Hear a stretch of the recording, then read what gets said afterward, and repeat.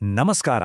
ಇವತ್ತು ನಮ್ಮ ಸಂವಿಧಾನದ ಒಂದು ಚೂರು ಕಾಂಪ್ಲೆಕ್ಸ್ ಅನಿಸುವ ವಿಷಯವನ್ನು ತುಂಬಾನೇ ಸಿಂಪಲ್ ಆಗಿ ಒಂದು ಕಥೆಯ ಮೂಲಕ ಅರ್ಥ ಮಾಡ್ಕೊಳ್ಳೋಣ ಬನ್ನಿ.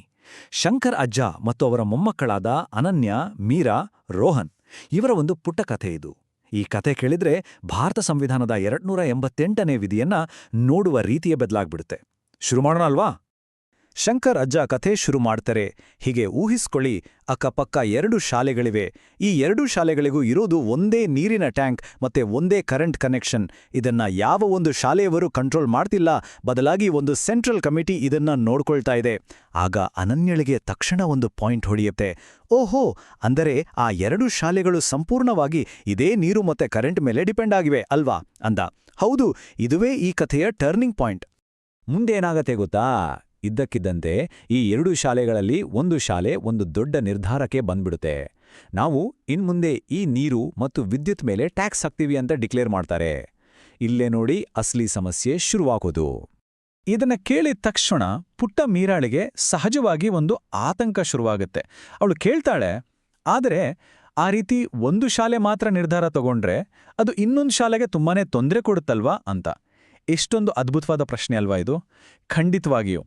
ಒಟ್ಟಿಗೆ ಹಂಚ್ಕೊಂಡಿರೋ ಸಂಪನ್ಮೂಲಗಳ ವಿಷಯದಲ್ಲಿ ಯಾರೋ ಒಬ್ರು ಮಾತ್ರ ತಮ್ಮಿಷ್ಟಕ್ಕೆ ತಾವು ನಿರ್ಧಾರ ತಗೊಂಡ್ರೆ ಅದು ಇನ್ನೊಬ್ಬರಿಗೆ ಹೊರೆಯಾಗುತ್ತೆ, ಅನ್ಯಾಯ ಆಗುತ್ತೆ.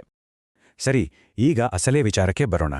ಈ ಶಾಲೆಯ ಕಥೆಗೂ ನಮ್ಮ ನೈಜ ಜಗತ್ತಿಗೂ ಒಂದು ಪರ್ಫೆಕ್ಟ್ ಲಿಂಕ್ ಇದೆ. ಕಥೆಯಲ್ಲಿ ಒಂದು ಶಾಲೆ ನೀರಿಗೆ ಟ್ಯಾಕ್ಸ್ ಹಾಕೋ ವಿಷಯ ಇದೆಯಲ್ಲ, ಅದು ನಮ್ಮ ಭಾರತ ಸಂವಿಧಾನದ 288ನೇ ವಿಧಿಗೆ ಅಚ್ಚುಕಟ್ಟಾಗಿ ಮ್ಯಾಚ್ ಆಗುತ್ತೆ. ಅಂದ್ರೆ 2 ಅಥವಾ ಅದಕ್ಕಿಂತ ಹೆಚ್ಚು ರಾಜ್ಯಗಳ ನಡುವೆ ಹರಿಯುವ ನದಿ ಅಥವಾ ಅಲ್ಲಿ ಹುಟ್ಟುವ ವಿದ್ಯುತ್ ಮೇಲೆ ಯಾವುದಾದ್ರೂ ಒಂದು ರಾಜ್ಯ ತನ್ನಿಷ್ಟಕ್ಕೆ ತಾನು ಏಕಪಕ್ಷೀಯವಾಗಿ ಟ್ಯಾಕ್ಸ್ ಹಾಕೋಕೆ ಹೊರಟ್ರೆ ಏನಾಗುತ್ತೆ ಅನ್ನೋದೇ ಈ 288ನೇ ವಿಧಿ. ಭಾಗ 1: ಸಂವಿಧಾನದ ನಿಯಮ, ಹಂಚಿಕೊಂಡ ಸಂಪನ್ಮೂಲಗಳ ರಕ್ಷಣೆ. ಸಂವಿಧಾನದ ಮೂಲ ನಿಯಮ ಏನ್ ಹೇಳುತ್ತೆ ಅಂದ್ರೆ, ಅಂತರರಾಜ್ಯ ನದಿಗಳ ನೀರು ಅಥವಾ ವಿದ್ಯುತ್ ಮೇಲೆ ಯಾವ ರಾಜ್ಯವೂ ತನ್ನಿಷ್ಟಕ್ಕೆ ತಾನು ಟ್ಯಾಕ್ಸ್ ಹಾಕುವಂತಿಲ್ಲ. ಆಗ ರೋಹನ್ಗೆ ಒಂದು ಡೌಟ್ ಬರುತ್ತೆ. ಹಾಗಾದ್ರೆ ಈ ವಿಚಾರದಲ್ಲಿ ಯಾರಿಗೂ ತಮ್ಮ ಸ್ವಂತ ನಿರ್ಧಾರ ತಗೊಳ್ಳೋ ಅಧಿಕಾರನೇ ಇಲ್ವಾ ಅಂತ. ಇದು ತುಂಬಾನೇ ಇಂಟ್ರೆಸ್ಟಿಂಗ್ ಪ್ರಶ್ನೆ. ಯಾಕಂದ್ರೆ ರಾಜ್ಯಗಳು ಸ್ವತಂತ್ರವಾಗಿ ನಿರ್ಧಾರ ತಗೊಳ್ಳೋಕೆ ಆಗಲ್ಲ ಅನ್ನೋದು ನಿಜ, ಆದ್ರೆ ಸಂವಿಧಾನದಲ್ಲಿ ಇದಕ್ಕೊಂದು ದೊಡ್ಡ ವಿನಾಯಿತಿ ಅಂದ್ರೆ ಎಕ್ಸೆಪ್ಷನ್ ಕೂಡ ಇದೆ. ಮತ್ತು ಇದು ಅತ್ಯುತ್ತಮವಾಗಿ ವಿವರಿಸೋದೇನಂದ್ರೆ, ಒಮ್ಮೆ ಸಂವಿಧಾನದ 288ನೇ ವಿಧಿಯ ಈ ಸಾಲುಗಳನ್ನು ಗಮನಿಸಿ. ರಾಷ್ಟ್ರಪತಿಗಳ ಪರಿಶೀಲನೆಗೆ ಕಾಯ್ದಿರಿಸಿ ಅವರ ಒಪ್ಪಿಗೆ ಪಡೆಯೋವರೆಗೂ ಅಂತಹ ಯಾವುದೇ ಕಾನೂನಿಗೆ ಬೆಲೆ ಇರೋದಿಲ್ಲ. ಅಂದ್ರೆ ಇಲ್ಲಿ ಭಾರತದ ರಾಷ್ಟ್ರಪತಿಗಳ ಪಾತ್ರ ಬಹಳ ದೊಡ್ಡದು.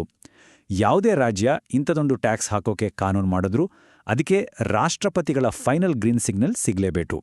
ಇದನ್ನ ಕೇಳಿ ಅನನ್ಯ ಆಶ್ಚರ್ಯದಿಂದ ಕೇಳ್ತಾಳೆ, ಅಂದ್ರೆ ರಾಷ್ಟ್ರಪತಿಗಳ ಒಪ್ಪಿಗೆ ಇಲ್ಲದೆ ಹೋದ್ರೆ ಆ ಟ್ಯಾಕ್ಸ್ ವ್ಯಾಲಿಡ್ ಆಗಲ್ವಾ ಅಂತ.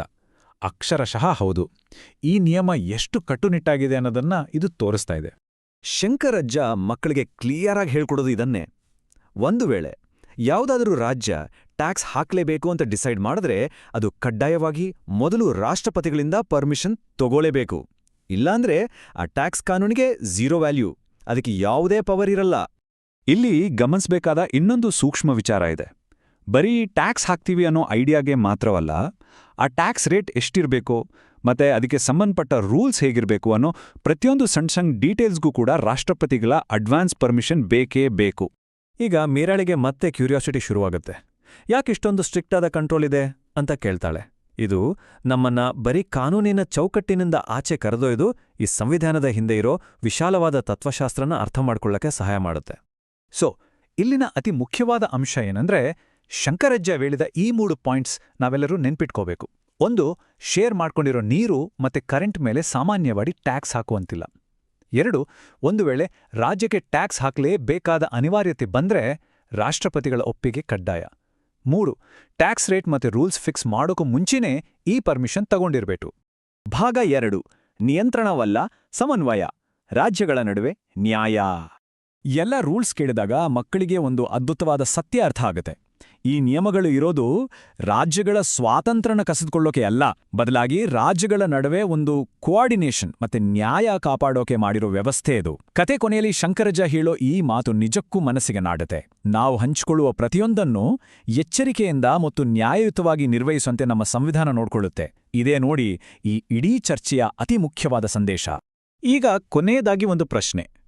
ಬರೀ ನೀರು ಮತ್ತೆ ವಿದ್ಯುತ್ನಂತಹ ಸಂಪನ್ಮೂಲಗಳನ್ನ ಕಾಪಾಡೋಕೆ ಸಂವಿಧಾನದಲ್ಲಿ ಇಷ್ಟೊಂದು ಎಚ್ಚರಿಕೆಯ ಹೆಜ್ಜೆಗಳಿರುವಾಗ ನಮ್ಮ ಸುತ್ತಮುತ್ತ ಇರೋ ನಾವೆಲ್ಲರೂ ಹಂಚಿಕೊಳ್ಳುವ ಇನ್ನಾವೆಲ್ಲ ಸಂಪನ್ಮೂಲಗಳಿಗೆ ಈ ರೀತಿಯ ಉನ್ನತ ಮಟ್ಟದ ನ್ಯಾಯದ ಖಾತ್ರಿ ಬೇಕಾಗಬಹುದು? ಒಮ್ಮೆ ಯೋಚಿಸಿ.